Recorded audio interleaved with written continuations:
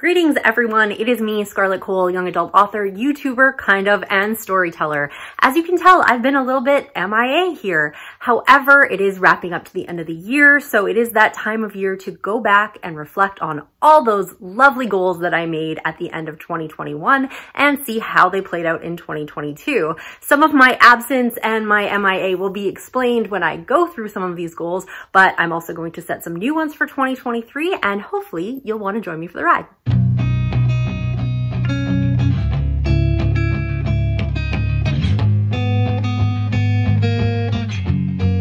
So what the heck happened to me in 2022? Well, let's start in January. Bright-eyed and bushy-tailed, ready to get those goals going. I did move through January. I progressed a little bit on the story that I was working on. It was going a lot slower than I wanted, but that's usually the case, but things were going okay. Then we got into February and some things definitely hit the fan at my day job as well as just kind of in the world in general. And as much as I convinced myself that I'm okay, I was not okay. So moving into March and April are my typical busy seasons for my day job and other things in my life. And all of a sudden I ended up having a job change.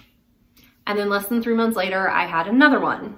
So as you can imagine, making those sorts of decisions, there was a lot of stuff going on in the background for that stuff to happen, plus learning a new job and making all of those changes really impacted my writing and the time that I could allot to that, and even more so, the brain capacity that I was allowing to have in my writing. And I just really needed to stop because I couldn't do anything. I was really frozen in terms of, trying to make decisions and trying to do what was best for me and my family and all of those sorts of things.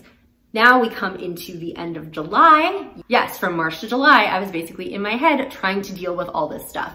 But I did get a little bit of writing done. However, it was totally minimal and didn't really account for much in my opinion. So July comes around, I'm starting to stabilize a little bit. Things are going well. I get into August. I write more in the entire month of August than I did all of 2021. Total win. I'm feeling good. I'm feeling awesome. I'm getting back into things again. In September, I went on a writing retreat. I got even more words in September than I did in August. I'm feeling really good. I get into October. I actually have a killer month in October. I do really well. I get even more words than I did in September and that I did in August. It might even be as much as August and September. So I'm feeling a whole lot better. I'm definitely not up to the level that I was writing before the pandemic and all that kind of stuff when I was writing back in say 2020, but I'm getting there. I'm getting there slowly. And then November happened. I go to the Romance Author Mastermind, virtually mind you, and I'm probably the only person that could get sick from a virtual conference. Yes, that's right. I ended up getting super sick in November and it lasted forever. I really struggled with, just doing my day job and making sure that I ate and slept and doing all those sorts of things. It was really taxing. And unfortunately, I just did not have any energy to do anything. I really wanted to, but I couldn't. And so that took up a lot of November. And then I got to the end of it. I had hockey tournaments. I needed to be out of town. And then we got into December, which we are in now. I have gotten back into writing, but it is obviously very slow with the holidays coming up, but we are definitely getting back on that train again. So 2022 was pretty much a train wreck for me. I did not see any of this coming last December, but I'm hoping that I'm going to make up for it a little bit in 2023. So let's cover the goals that I had from 2022, how I did, which is surprisingly better than I would have thought, and then let's see what I have on tap for 2023. So for 2022, I actually only had 3 goals. I kept it very simple, and that was probably the smart thing to do. Number 1 was a reading goal. I had planned a book for every single month that was kind of on my TBR list that I had left there for a while. I tried to include more ebooks as well because those are typically not my favorites. I am a paperback or hardcover person, so I usually want to read tangible in my hands. So I had made this list to try to work through some of my TBR. I did okay. So there was 12 books for the year. I actually got through 6, so pretty much exactly half. And the interesting thing about that was if you did actually watch my recap instead of skipping forward, with everything going on in my life, I actually read more of those books in the first half of the year. So I actually read books 1 through 6.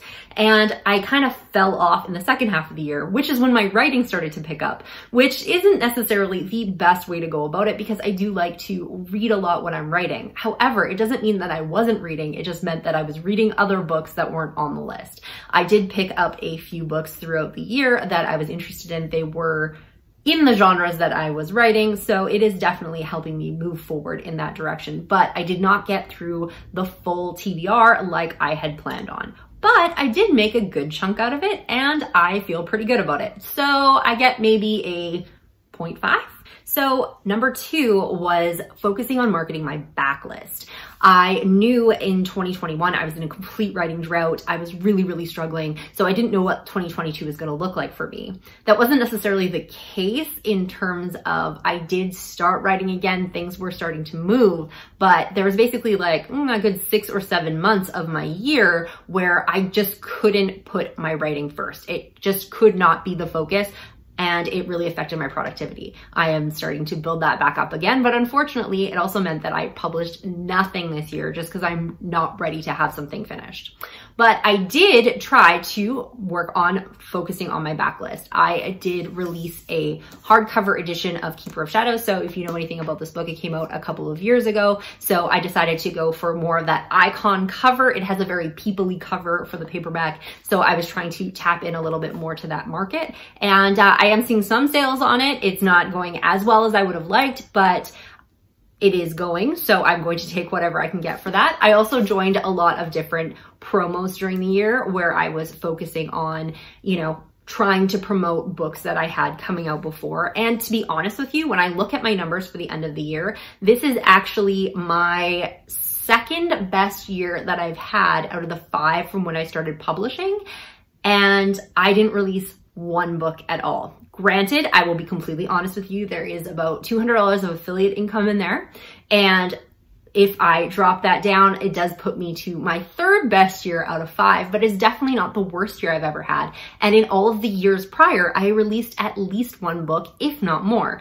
So I'm going to take that as a win because I'm definitely selling my backlist books and I didn't release anything new to push them. So I went back to TikTok, which has definitely helped me out. I haven't gone viral or gone insane from that, but I definitely do see a pickup now and again on certain videos if they do particularly well. I have focused a little bit more of my social media on trying to market my books a little bit better. I did join more promos, like I said. I did some more live events this year where I was meeting some local people as well and marketing my books directly to them. So hopefully that has been a part of it and I can keep doing that in 2023. I'm supposed to be doing a signing in Salem next year, so I'm very excited about that. And hopefully that's going to expand my readership even more.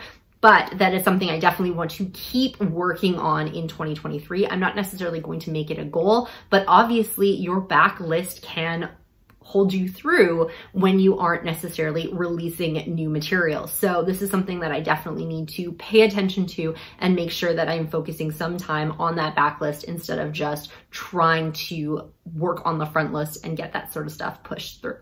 So I'm going to call it a win on goal number 2, and then we move into goal number 3. And that was to put the writing first. Well, based on the goal that I set, I did say that if I wasn't writing, I wouldn't be putting up videos, and that I was going to focus as much energy as I could on my writing to try to get stuff done.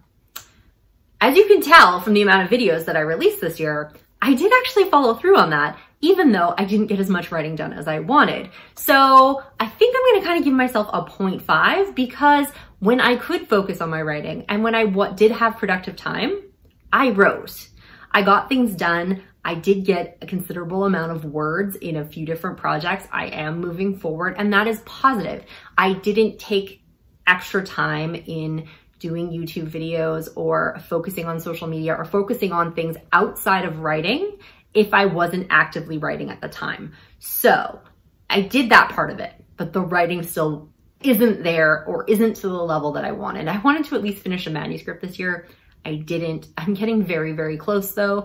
And maybe, just maybe, I'll have a really good Christmas break and I'll manage to pound it out. But I am not banking on that just to be safe. And hopefully going into January, I'm just gonna wrap that stuff up. I'm going to start with a win and things are gonna be really good. So what do I have on tap for 2023? Let's check it out. So for 2023, I'm going to keep it simple. I basically have 3 goals that I'm going to be working towards, and that doesn't necessarily mean that I'm going to be slowing down or anything like that. It just means that those are the main 3, I guess, tent posts of my year that I'm going to be trying to strive towards. It doesn't necessarily mean that I don't have other things on the go. I want to make sure I have A+ content on all of my books. I want to make sure my keywords are up to date. I need to put out my newsletter when I need to do that. I'm going to do other promos. I'm going to do other things. Those things are going to be in and around those big goals, but I am really trying to work on those goals holistically over the year, and some of them will tie in and some of them will be just working towards A, maintaining my publishing business, and 2, working me towards bigger goals that I have in like the 5-10 year down the line kind of thing. But overall, these are the things that I really want to achieve in 2023. Number 1, I'm going to go back to that reading list. Yes, I kind of failed and only got through half of the books that I was planning to read, but I do want to modify this a little bit. I'm still going to come up with 12 books. I've already done it, but 6 of those books are going to be the ones that were on the list this year that I didn't get around to reading. And the other 6 are actually going to be non-fiction books. I actually have quite a few books, a lot on mindset. Some of them are on craft. Some of them are on writer motivation, all that sort of thing that have been collecting dust on my shelf. And I would really like to get through those as well. The nice thing about that is that I can usually read a nonfiction book and a fiction book at the same time.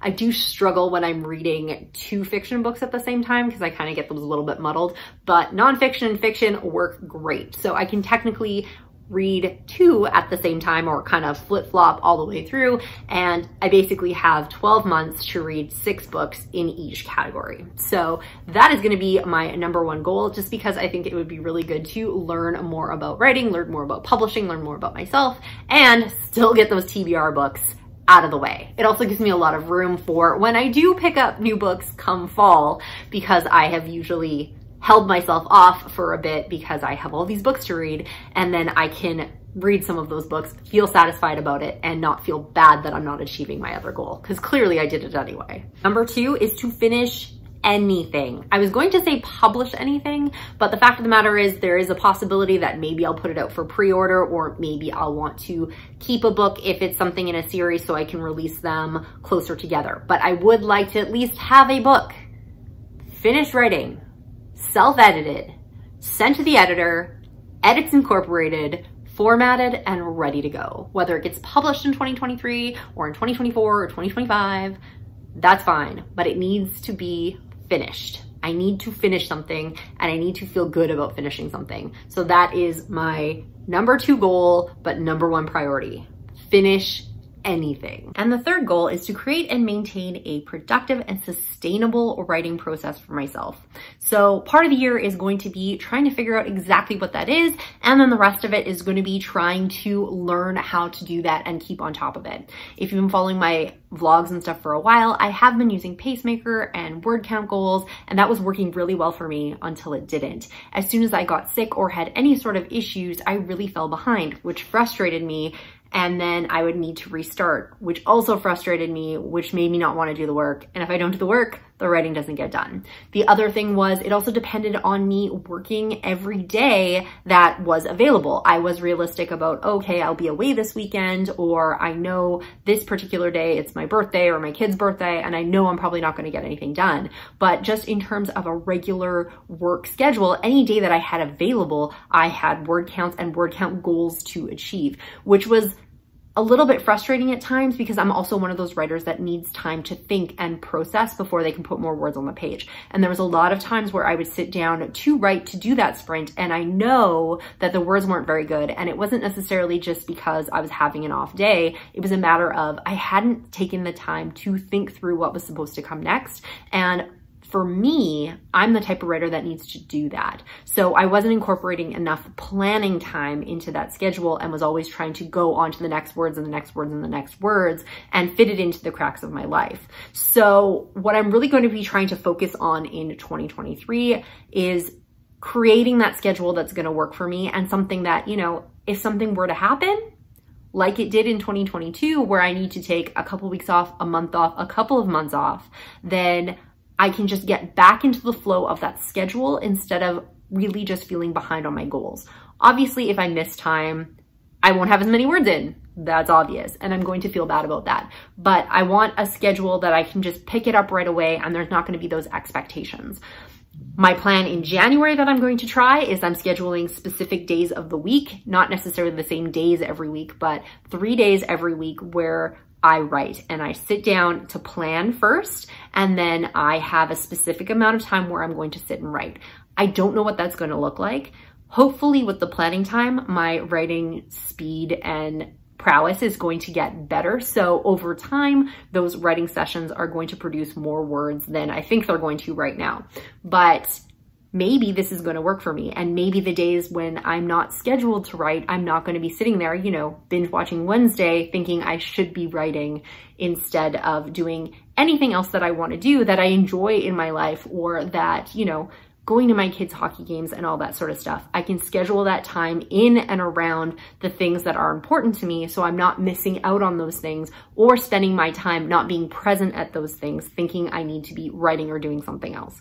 So that's really what I want to focus around. Plus, I also have some personal goals on top of that. I have some health goals that I would like to have in 2023. I'm not going to get into in this video, but obviously I had some health issues in 2022, and I would really like to start focusing in a little bit more on that. And I've always never really been a huge health nut. I really hate working out. I despise it, detest it. I'm a physical person. I like to do things, take walks, whatever, but not for the exercise component. I'm not one of those people who, you know, feels energized or gets joy out of lifting weights or going for a run or any of that sort of stuff. It has never been me. It's never been my personality. But I do know that part of being sustainable in my job as a mom, as a writer, is making sure that I take care of my health and make sure that I'm getting up and moving around and focusing on making sure that I keep myself healthy, because the healthier I am,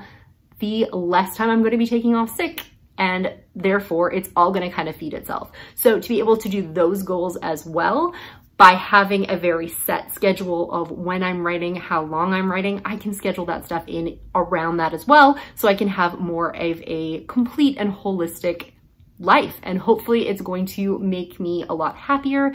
Hopefully it's going to make me more productive. It may not. It may mean that I actually write less than I was hoping for, but it's a sustainable schedule that works for me, and I'm going to be releasing a lot less. So I'm going to be figuring out what that means, figure out what my realistic, consistent schedule will be for writing, and then be able to just stick with that for the long term. I want to be here in 5 years and 10 years and 15 years, but to be able to do that, I need to be healthy and I need to have a sustainable schedule where I'm producing material on a consistent basis, whether that be 3 months, 6 months, once a year, whatever it happens to be. In 2023, I'm going to figure that out. So if you have any goals for 2023, I would love to hear them. Pop them in the comments below. And I really hope that you guys have a wonderful holiday season and that you don't totally get overwhelmed trying to get in all those last little things before December 31st. It's going to be a great 2023. Hopefully I'm going to be able to join you a whole lot more next year, because I am holding to the if the words aren't coming, neither are the videos. But I really do hope that I'm going to be spending more time with you next year, because everything else is working the way that it's supposed to. Or maybe not. Maybe I'll be here next year and be like, I scrapped everything by February and this is what really happened, and I took up finger painting. Who knows? But it is going to be an exciting year. I have a lot of fun things on my plate that I have planned. I have a relaunch of Wicked Descent that I have coming up, which I'm really, really excited about. I am supposed to be going to Salem, Massachusetts for a book signing in September, which should be super exciting. I'm hoping to do another writing retreat with my friends, and who knows where we're going to end up for that. I also am doing some really cool local events as well, so I might be able to take you along for some of those. And yeah, 2023 looks promising. If If you want to come along with me on this journey, if you're not already a subscriber, you can hit that subscription bar and the notification bell. I'm not going to promise that I have a video coming out every week because I may not, but hopefully I will be, and you can come along on this journey and watch me possibly fail and fall on my face, or maybe succeed, and maybe it will help you out in your writing journey as well. But anyways, happy holidays. Have a great weekend. Have a great rest of the year, and I will see you all later.